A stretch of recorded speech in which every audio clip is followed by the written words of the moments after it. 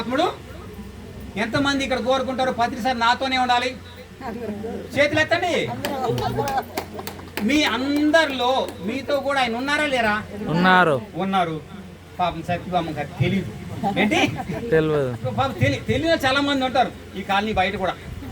వెంకటేశ్వర గుడిలో ఉన్నారని, జీసస్ ఇంకెక్కడ ఉన్నారని అనుకుంటూ ఉంటారు. మనకి ఇచ్చిన సత్యం ఏంటి? మనలో అందరూ ఉన్నారు. ప్రపంచం అంతా ఎక్కడుంది? మన లోపలే ఉంది. మరి దాన్ని చూడాలంటే ఎక్కడికి వెళ్ళాలి? లోపలికి వెళ్ళాలి. దాని పేరేంటి? అమ్మయ్య, అర్థమైందా? సో అది తెలియని సత్యభామ ఏం చేసిందంటే, మీరు నా సొంతం కావాలంటే నేనేమి చెయ్యాలి అంటే, నీకు ఏదైతే విలువైనది ఉందో అంత నాకు తూకం వెయ్యి, అది దానం చెయ్యి, అప్పుడు నేను నీ వాడిని అవుతాను. చెప్పండి, అందరూ రకరకాల జీవితాలు ఉన్నాయి. ఇప్పుడు ఈ మేడం ఎన్ని కష్టాలు పడ్డాయి అందరూ చెప్పుకున్నారు. మరి ఆమె యొక్క జీవితంలో ఆమెకు ఒక విలువైనది ఉంటుంది. ఉంటుందా? మన అందరి జీవితంలో ఒక్కొక్కటి విలువైనది ఉంటుంది. సత్యభామకి ఏది విలువైందంటే నగలు, నట్ర, ఇంకా చెప్పండి రత్నాలు, మనులు, ఇవి ఆమెకి స్వతహాగా ఆమెకి విలువైనది. కాబట్టి దేంతో తూకం వేయాలనుకునింది? సహజంగా మనకి ఏది విలువైనది దాన్నే ఇస్తాం. అది ఇస్తే కృష్ణ పరమాత్ముడు మనవాడు అవుతాడు. సో ఆమె ఏం చేసింది? తన యొక్క దగ్గర ఉండే రాణులకు తక్కువ ఉంటాయని నగలు, తక్కువ అయితే ఏం లేవు, వేసింది. ఇప్పుడు చూడండి, మన లెక్కలో మనం ఏదైనా మార్కెట్కి వెళ్ళినప్పుడు 10 కేజీలు బియ్యం అడిగామనుకోండి, ఈ పక్క త్రాసులో ఎంత పెడతారు? 10 పెడతారు. ఇక్కడ 10 కేజీలు బియ్యం అయిన వెంటనే ఏమవుతుంది? అది అయిపోతుంది. ఇక్కడ కృష్ణుడు కూర్చున్నాడు, 80 కేజీలు, బాగా బలం అయితే 100 కేజీలు, లేకపోతే 120 కేజీలు ఉంటాడు. అంతేనా? బక్క చిక్కగా స్మార్ట్గా ఉంటే 60 కేజీలు ఉంటాడు. అంతే కదా? ఇక్కడ వేస్తున్నారు, అది కదలట్లేదు. అంటే ఏ లెక్క? అది ప్రాపంచిక లెక్క, ఆధ్యాత్మిక లెక్క. గుర్తుపెట్టుకోండి.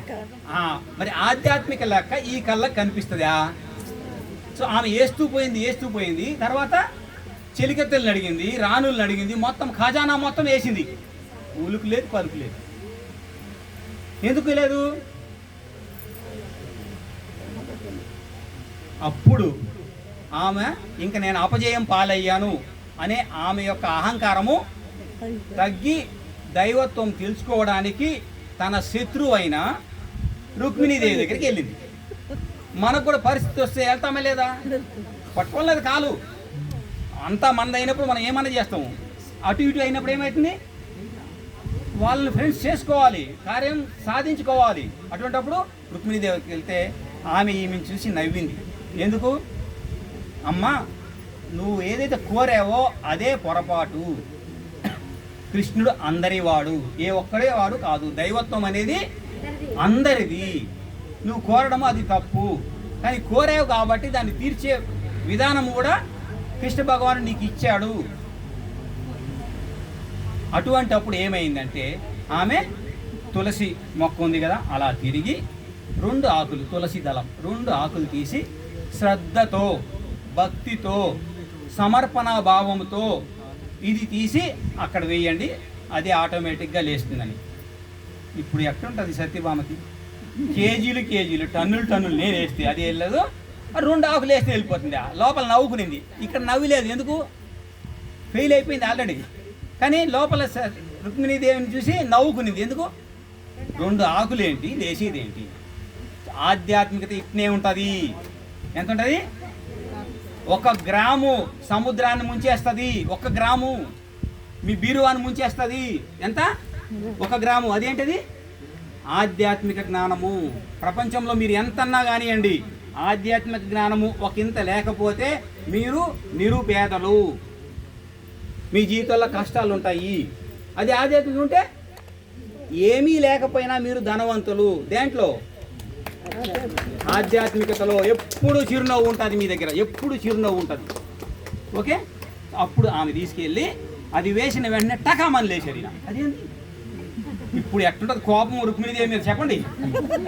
నేను కోరింది నేను, నాకు దక్కాలి. ఇప్పుడు ఆమె 2 ఆకులు వేస్తే లేచేసినావు, కోపం వస్తుంది కదా? దీన్ని మనము ఆధ్యాత్మికంగా తీసుకున్నాం. ఈ ప్రపంచంలో సకలము కూడాను 4గా విభజించబడ్డాయి. అందరూ బాగా గమనించండి. ఒకటి ఖనిజ సామ్రాజ్యము అంటే మినరల్ కింగ్డమ్, రెండోది వృక్ష సామ్రాజ్యము ప్లాంట్ కింగ్డమ్, మూడోది యానిమల్ కింగ్డమ్ అంటే జంతు సామ్రాజ్యము, నాలుగోది మానవులము మానవ జాతి. ఈ నాలుగుగా ఇవన్నీ ప్రకృతి సమతుల్యత చేస్తూ అంత బ్యాలెన్స్ చేస్తూ ఉంటుంది. దీంట్లో ఎవరికి ఏ ముప్పు వచ్చినా కష్టపడేది బాధలు తిప్పలు వచ్చేది మనిషికి మాత్రమే. బాగా పెట్టుకోండి. ఖనిజానికి రాయికి ఏమన్నా ఉంటుందా? చెట్లు కొట్టండి ఏం కాదు. ఎప్పుడు మళ్ళీ వర్షం పడితే మొలకొస్తుంది, అవునా కదా?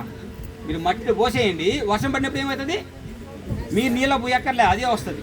జంతువులు చస్తాయి, మళ్ళీ పుడతాయి.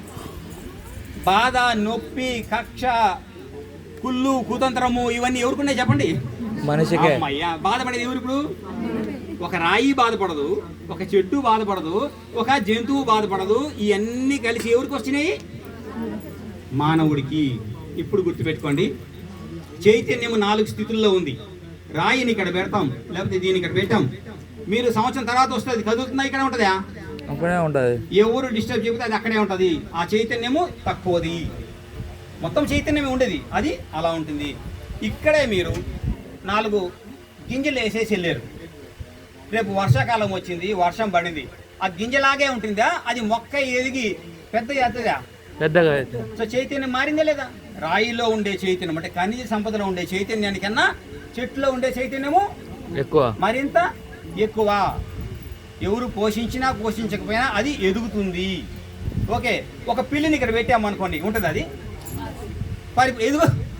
చెట్టు పారిపోదు, రాయి పారిపోదు, పిల్లి ఏం చేస్తుంది? ఇటు చూస్తుంది, అన్నీ తెలిసిపోతాయి ఎవడో మనసులో ఏముందో పిల్లికి. గబక్కని వెళ్ళి అడ్డు వేస్తుంది. అదే మన ఫ్రెండ్స్ అయ్యామనుకోండి, దగ్గర వచ్చి మన ఒళ్ళో కూర్చుంటారు. పిల్లికి ఆ శక్తి ఉంది, మనిషి అది కోల్పోయినాడు.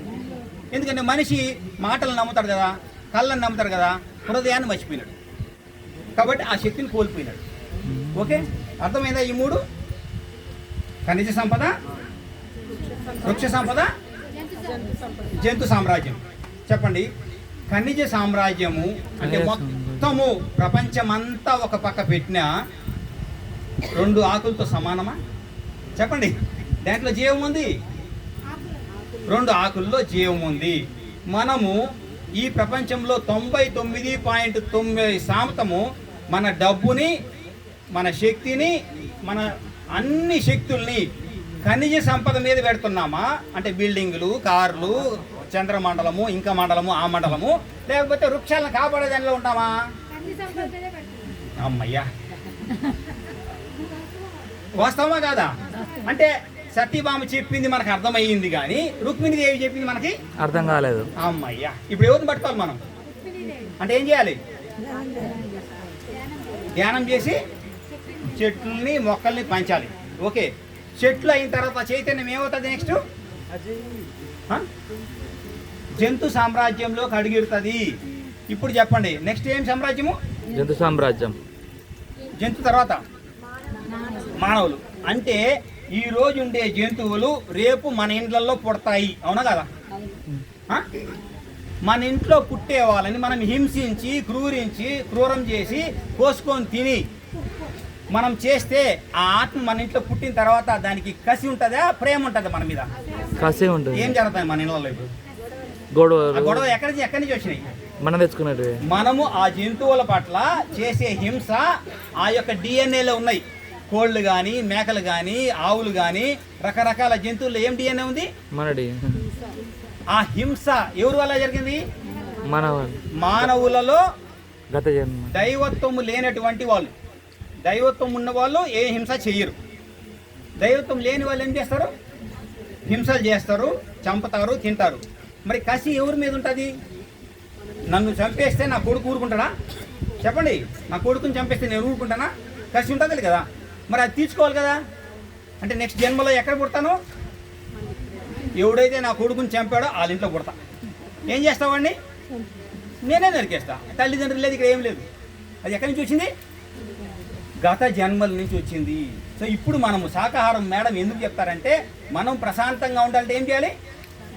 జంతు సామ్రాజ్యాన్ని ప్రేమించాలి. వాళ్ళే రేపు మన ఇంట్లో పుట్టబోయే పిల్లలు. మన వల్ల కానీ, ముని మన వల్ల కానీ మన వంశాన్ని తీసుకెళ్లే వాళ్ళు ఎవరు? ఇప్పుడు జంతువులే, రేపు మానవులు. అర్థమైందా? మనం ఇప్పుడు ఏ స్థాయిలో ఉన్నాం? మనం 4వ స్థాయిలో లేదండి. పత్రిసారి వచ్చిన తర్వాత మనల్ని ఆ యొక్క పరమాత్మ స్థాయికి తీసుకెళ్లారు. మనం పిరమిడ్ మాస్టర్లము, అల్టిమేట్ స్టేజ్. మనం పిరమిడ్ మాస్టర్. మనం ధ్యానము, ధ్యాన ప్రచారము, సహకారం ప్రచారం చేస్తున్నాము. అంటే ఏం చెప్తున్నాము? హింస చేయకండి, అహింసని పాటించండి, భూమాత మీద అసలు ఏమీ హింస జరగకూడదు. ఓకే, అర్థమైందండి? సో అందరూ సహకారాలు అవుదాం వద్దా? చెప్పాలా వద్దా? కంపల్సరీ భూమి మీద 1% కూడా హింస ఉండకూడదు. 1% కూడా హింస ఉండకూడదు. మూడోసారి 1% కూడా హింస ఉండకూడదు. అహింస జగత్ కి జై, అహింస జగత్ కి జై, అహింస జగత్ కి జై, బ్రహ్మర్షి పితామహ పత్రిజీకి జై, బ్రహ్మర్షి పితామహ పత్రిజీకి జై, బ్రహ్మర్షి పితామహ పత్రిజీకి జై, స్వర్ణగిరి పిరమిడ్ ధ్యాన మందిరానికి జై. ఊర్లో వాళ్ళకి ఒక అద్భుతమైన అవకాశము. ఈ మా 4గిట్లో స్వర్ణం అంటే ఏంటి? బంగారం. ఏ లెక్కలో? సత్యభామ లెక్కలోనా, రుక్మిణీదేవి లెక్కలోనా? ఇక్కడికి వస్తే మీరు బంగారం వస్తే పప్పులు కాలేసినట్టే. ఇక్కడికి వస్తే మీకు ఏమొస్తుంది? కష్టాలు వస్తాయి. ఆ కష్టాలు తీర్చుకునే బుద్ధి వస్తుంది. బుద్ధితోటి, మీ శక్తితోటి మీ యొక్క కష్టాలను మీరు స్వయంగా తీర్చుకుంటారు. ఆ ధైర్యం వస్తుంది. చెప్పండి, ఏది గొప్పది? 4 కోట్లు గొప్పదా? పిల్లలకి ఈ యొక్క ధ్యానాన్ని, శక్తిని, ధైర్యాన్ని ఇచ్చేది గొప్పదా? ఎస్. ఓకే, ఇది స్వర్ణగిరి అంటే ఒక పర్వతము. చిన్నదని అనుకోకండి. 200 మందిలు పట్టేశారు ప్రతిసారి. మేడం తెలుసు, ఇలా అన్నారంటే పట్టేశారు. 200 మంది మేము కళ్ళారా చూసాం. అంటే పిరమిడ్ వ్యాప్తి చెందుతుంది. మనకు ఉండాలి. నేను పిరమిడ్ ఉపయోగించుకోవాలి, పిరమిడ్లు ధ్యానం చేయాలి. అది హనుమంతుడి తోకలాగా.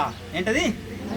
అది ఎంత పొడుగన అవుతుంది, ఎంత విశాలమైన అవుతుంది. ఇది సైంటిఫిక్గా ప్రూవ్ అయింది. ఓకే, మరి మేడం కొంచెం ఎక్కువ టైం తీసుకొని ఏమనుకోకండి. మీ అందరికీ థ్యాంక్ యూ. అయిపోయింది.